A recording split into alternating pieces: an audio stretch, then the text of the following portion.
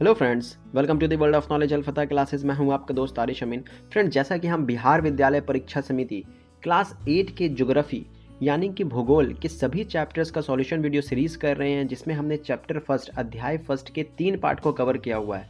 अगर आपने उसको नहीं देखा है तो इसी चैनल के प्लेलिस्ट में जाकर उसको आप देख सकते हैं। आज का हमारा टॉपिक रहेगा संसाधन का चौथा पार्ट, जो है कि ऊर्जा संसाधन। तो हमारे चैनल को अगर आपने सब्सक्राइब अभी तक नहीं किया तो हमारे चैनल को सब्सक्राइब करें for the latest video notification. जब भी मैं वीडियो अपलोड करूंगा तो आपको जल्द से जल्द नोटिफिकेशन मिले, इसके लिए हमारे चैनल को सब्सक्राइब करके बेल आइकन को ज़रूर प्रेस करें। तो आइए फ्रेंड्स, चलते हैं ऊर्जा संसाधन की तरफ। फ्रेंड्स, तो जैसे कि आपके चैप्टर का नाम है ऊर्जा संसाधन, तो सबसे पहले इसके नाम को ब्रेक डाउन करते हैं कि ऊर्जा क्या है और संसाधन क्या है। अगर आप ऊर्जा का डेफिनेशन देखें तो ऊर्जा को कहा जाता है किसी भी कार्य को करने के लिए ऊर्जा या शक्ति की आवश्यकता होती है। The capacity to do work is energy. तो ये ऊर्जा है, मतलब किसी भी कार्य करने के लिए, कार्य को करने के लिए आपको क्या चाहिए होता है? ऊर्जा चाहिए होता है। तो ऊर्जा, उम्मीद करते हैं कि आपको समझ में आ गया ऊर्जा किसको कहते हैं। कोई भी कार्य करना है तो हमको ताकत चाहिए होता है, शक्ति चाहिए होता है, तो उसको हम क्या कहते हैं? ऊर्जा कहते हैं, कार्य करने की क्षमता। दूसरी बात क्या है? संसाधन। तो संसाधन से आप भली भांति परिचित हैं, जो भी मानव आवश्यकताओं को पूरा करता है और उसकी तकनीक पता हो तो उसको हम क्या कहते हैं? संसाधन कहते हैं। अब दोनों को आप जोड़ दीजिए तो ऊर्जा और संसाधन, तो कार्य करने की शक्ति, क्षमता और प्लस मानव की आवश्यकता, दोनों को मिला देंगे तो ऊर्जा संसाधन हो जाएगा। उम्मीद करते हैं आपको समझ में आ गया होगा। ब्रेकडाउन होने के लिए अब इसके क्वेश्चन आंसर की ओर बढ़ते हैं कि क्या है पहला सवाल। तो अगर आप पहला देखें तो गोंडवाना कालीन चट्टानों में किस खनिज के भंडार मिलते हैं? तो इन द करेक्ट ऑप्शन हो जाएगा कोयला मिलता है। कोबला हो गया है, यहाँ पे क्या हो जाएगा? कोयला हो जाएगा इस तरह से। तो कोयला हो गया पहला सवाल का जवाब। अगला सवाल की तरफ बढ़ते हैं। दूसरा सवाल है कोयला का सर्वोत्तम किस्म कौन सा है? पीट, लिग्नाइट, बिटुमिनस, एंथ्रासाइट। बताइए फ्रेंड्स।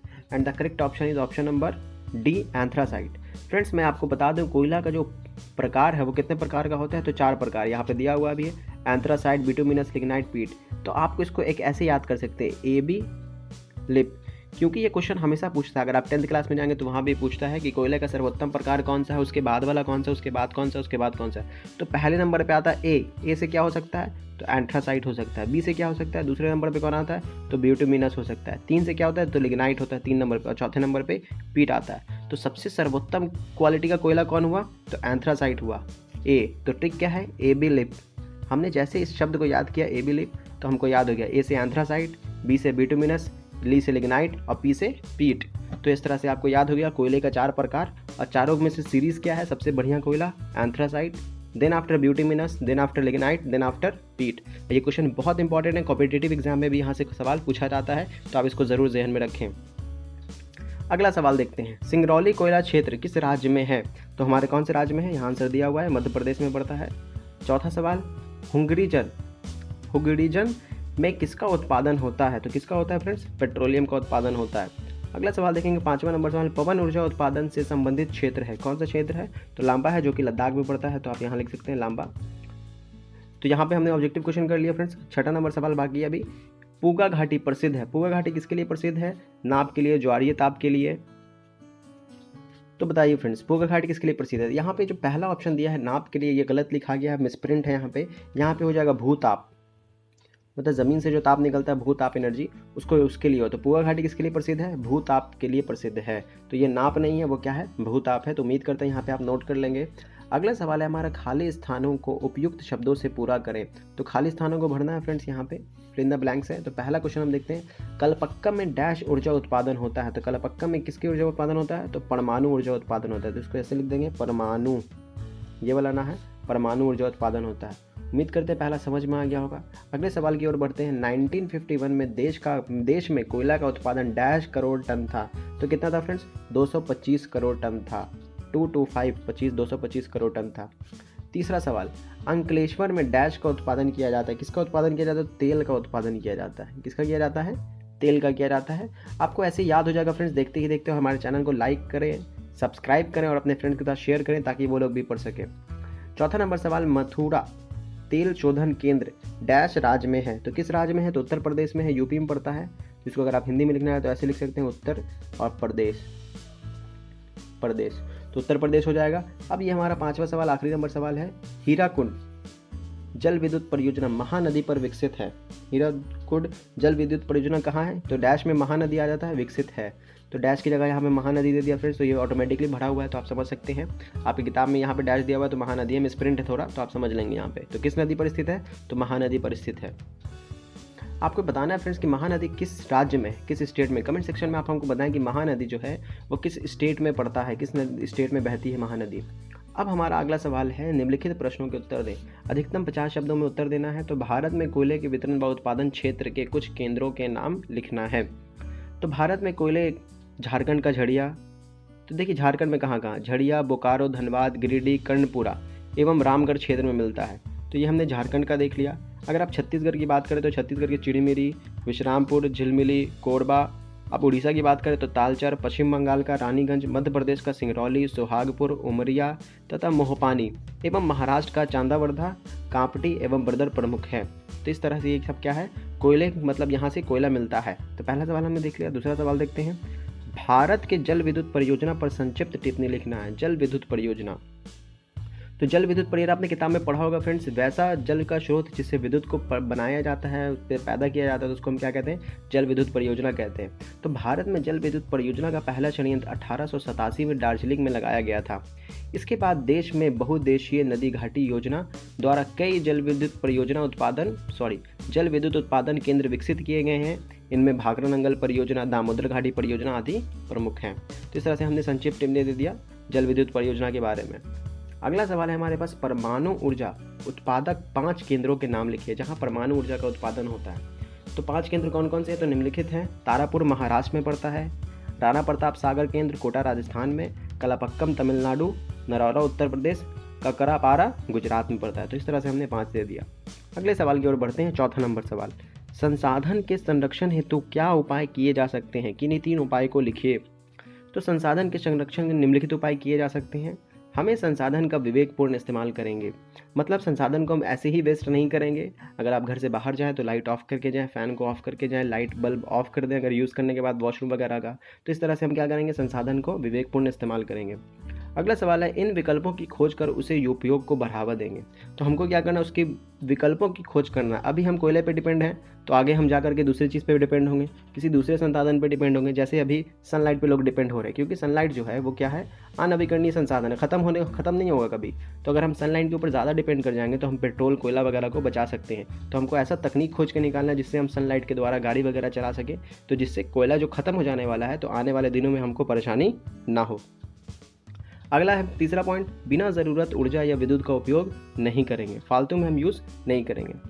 अगला है 5वां सवाल, और ये शॉर्ट का आखिरी क्वेश्चन है, गैर परंपरागत ऊर्जा स्रोत के नाम लिखिए। तो गैर परंपरागत ऊर्जा स्रोत के नाम निम्नलिखित हैं, सौर ऊर्जा, पवन ऊर्जा, ज्वारीय ऊर्जा, भूतापीय ऊर्जा एवं जैव ऊर्जा। गैर परंपरागत ऊर्जा स्रोत क्या है फ्रेंड्स, वैसा स्रोत जो कभी ना खत्म हो, जैसे सौर ऊर्जा कभी नहीं खत्म होगा, पवन ऊर्जा नहीं खत्म होने वाला, ज्वारीय ऊर्जा नहीं खत्म होने वाला, जितना भी इस्तेमाल कर दें। लेकिन कोयला परंपरागत ऊर्जा स्रोत है, अगर उसको इस्तेमाल करेंगे तो वो खत्म हो जाएगा। अब हमारी बात आ गई लॉन्ग की तरफ। तो देखिए फ्रेंड्स, ऊर्जा संसाधन पर टिप्पणी लिखना है। पहला लॉन्ग क्वेश्चन आंसर है, 200 शब्दों में लगभग लिखना है इसको। तो देखते हैं। तो ऊर्जा की आवश्यकता हमें जीवन के प्रारंभिक काल से ही रही है। विकास के आरंभिक दौर में शारीरिक ऊर्जा का उपयोग किया जाता था। कालांतर में लकड़ी, कोयला, पेट्रोलियम, जल विद्युत, परमाणु ऊर्जा का उपयोग बढ़ा, परंतु अब तो सौर ऊर्जा, पवन ऊर्जा, ज्वारीय ऊर्जा, भूतापीय ऊर्जा एवं बायोगैस का भी हम उपयोग करने लगे हैं। फ्रेंड्स, ऊर्जा जो हम काम करने के लिए जिसका यूज़ करते हैं उसको हम कहते हैं ऊर्जा। किसी भी काम को करने के लिए अगर हम कोई चीज़ खर्च करते हैं तो उसको हम करते हैं ऊर्जा को खर्च करते हैं। तो शुरू में मानव अपने शरीर से काम करता था, देन आफ्टर कोयला का यूज़ करने लगा, लकड़ी का यूज़ करने लगा, पेट्रोलियम, जल विद्युत का यूज़ करने लगा। अब हम कहाँ करने लगते हैं, सौर ऊर्जा, पवन ऊर्जा, ज्वारीय ऊर्जा, भूतापीय ऊर्जा वगैरह का यूज़ करने लगे हैं। तो ये एक बात कह रहा है। उसके बाद अगर आप देखें तो ऊर्जा के इन साधन को वृहत रूप से 2 वर्गों में बांटा गया, परंपरागत, गैर परंपरागत। तो परंपरागत ऊर्जा स्रोत क्या है फ्रेंड्स, अभी हमने देखा गैर परंपरागत क्या है, वैसा ऊर्जा स्रोत जो खत्म ना हो, जैसे सौर ऊर्जा। तो सौर ऊर्जा कभी खत्म होने वाला नहीं है। आज हम सूरज की रोशनी लेंगे तो कल ऐसा नहीं है कि वो खत्म हो जाएगा, नहीं आएगा, कल भी वो आएगा। तो सौर ऊर्जा कैसा है, गैर परंपरागत है।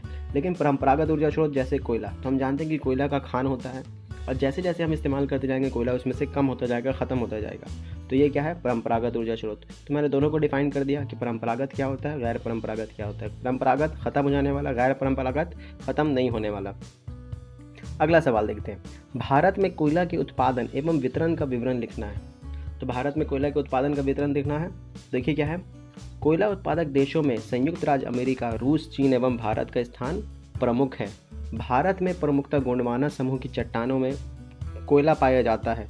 कोयला भंडार का 98% हिस्सा गोंडवाना समूह में है। इस प्रकार के कोयले, इसको थोड़ा क्लियर कर लेते हैं, इस प्रकार के कोयले दामोदर, सोन, महानदी, गोदावरी, वर्धा नदी की भ्रंश घाटियों में पाई जाती हैं। उत्पादक राज्यों में झारखंड का झरिया, बोकारो, धनबाद, गिरिडीह, कनपुरा, रामगढ़ क्षेत्र, छत्तीसगढ़ का चिड़िमिरी, विश्रामपुर, ये सब शॉर्ट में किया हुआ है फ्रेंड्स। तो आप वहाँ से भी आप देख सकते हैं, एक क्वेश्चन आंसर याद करेंगे तो आपको दूसरा ऑटोमेटिकली याद हो जाएगा। कोरबा उड़ीसा का तालचर, पश्चिम बंगाल का रानीगंज, मध्य प्रदेश सिंगरौली, सोहागपुर, उमरिया, मोहपानी एवं महाराष्ट्र का चंदावरदा, कापटी एवं बर्दर प्रमुख है। अब अगर बात करें तो टर्शरी कालीन कोयला असम, अरुणाचल प्रदेश, मेघालय, जम्मू कश्मीर में निकाला जाता है। टर्शरी युग की चट्टानों में निम्न कोटि का कोयला पाया जाता है। लिग्नाइट कोयला का उत्पादन तमिलनाडु के लिग्नाइट बेसिन तथा राजस्थान, गुजरात एवं जम्मू कश्मीर में किया जाता है। 1951 में देश का कोयला उत्पादन लगभग 3.5 करोड़ टन हुआ, जो 2007 में 45.6 करोड़ टन हो गया था। तो इस तरह से आप शॉर्ट में लिख सकते हैं। ऐसा नहीं कि आप हूबहू लिखें, अपने हिसाब से जितना याद होता है और जितना आप समझ सकते हैं उतना ही लिखें। अपने शब्दों में ज़्यादातर लोगों को आंसर देना चाहिए, तो आप अपने शब्दों में भी इसका आंसर बना सकते हैं। तीसरा नंबर सवाल, भारत में ऊर्जा के परंपरागत ऊर्जा स्रोतों पर टिप्पणी लिखिए। परंपरागत जैसे मैंने कहा कि जो ख़त्म हो जाने वाले स्रोत हैं। तो देखिए फ्रेंड्स, ऊर्जा के परंपरागत स्रोत सदियों से ऊर्जा प्रदान करते आ रहे हैं, परंतु ये स्रोत क्षयशील एवं अनवीकरणीय है। अनवीकरणीय मतलब ख़त्म हो जाने वाले। परंपरागत स्रोत के अंतर्गत कोयला, पेट्रोलियम, प्राकृतिक गैस, जल विद्युत इत्यादि को शामिल किया जाता है। इनमें जल विद्युत को छोड़कर सभी अनवीकरणीय स्रोत हैं। इन खनिजों का उपयोग एक बार हो जाने पर वे क्या हो जाते हैं, समाप्त हो जाते हैं। इनकी नवीकरणीय या पुनः चक्रण संभव नहीं है। कुल भंडार में से उपयोग की गई मात्रा हमेशा घटती जाती है, इसलिए यह क्षयशील संसाधन है, खत्म हो जाने वाला संसाधन है। तो इस तरह के स्रोत को क्या कहते हैं, परंपरागत ऊर्जा स्रोत कहते हैं। अब हमारा आता है चौथा नंबर सवाल। तो भारत में पेट्रोलियम के उत्पादन एवं वितरण का वर्णन लिखना है। तो देखिए फ्रेंड्स, भारत में पेट्रोलियम पहली बार 1866 में पता चला तथा 1890 डिगबोई में पहली बार तेल मिला। इसके बाद 1959 में खंबात के क्षेत्र में, फिर 1975 में मुंबई हाई तेल क्षेत्र का पता चला। तो भारत में तेल उत्पादन की दृष्टि से असम, अरुणाचल प्रदेश, नागालैंड महत्वपूर्ण है। यहाँ डिगबोई, नहरकटिया, हुगरीजन, मोरान, रुद्रसागर, निगरू और बौरहुल्ला मुख्य उत्पादन केंद्र हैं। गुजरात राज्य में अंकलेश्वर, कलोल, बलोल, कोसबा, मोहसाना, बकरोल, नवगांव इत्यादि मुख्य उत्पादन केंद्र हैं। महाराष्ट्र राज्य में पश्चिम अरब सागर में मुंबई हाई प्रमुख उत्पादन केंद्र है। यहाँ समुद्र में सागर सम्राट नामक एक जल मंच बनाया गया है, जो तेल खनन का काम करने में मदद करता है। देश के पूर्वी भागों में कृष्णा, गोदावरी एवं कावेरी नदियों के बेसिन में विशेष रूप से निरिमानन एवं कोविल कपल में तेल मिले हैं। इसके अलावा पश्चिमी राज्य राजस्थान में बाड़मेर बेसिन के मांगला क्षेत्र में तेल मिला है। तो भारत में ये ऐसा क्षेत्र है जहाँ पे पेट्रोल मिला है फ्रेंड्स, पेट्रोलियम मिला है। और अगर आप देखें तो भारत में कब पहले मिला, उसके बाद कहाँ मिला, उसके बाद कहाँ मिला, सब यहाँ पे डिटेल किया हुआ है। तो आप इसको लिख सकते हैं आराम से ईजिली, और आप ज़हन लगाएंगे तो याद भी हो जाएगा। अगला सवाल है, ये हमारा आखिरी सवाल है, ऊर्जा के गैर परंपरागत स्रोतों पर टिप्पणी लिखिए। तो मैंने परंपरागत बता दिया, अब गैर परंपरागत जो कभी ख़त्म ना हो। तो वर्तमान समय में ऊर्जा के ऐसे कई स्रोत खोज लिए गए हैं जिनके भंडार असीमित हैं, ये कभी ख़त्म नहीं हो सकते। इसलिए इन स्रोतों को अक्षय स्रोत या नवीकरणीय स्रोत कहे जाते हैं। इन स्रोतों में सौर ऊर्जा, पवन ऊर्जा, ज्वारीय ऊर्जा, भूतापीय ऊर्जा एवं जैव ऊर्जा आदि शामिल हैं। भारत में प्रति वर्ग 20 मेगावाट सौर ऊर्जा उत्पन्न करने की क्षमता है।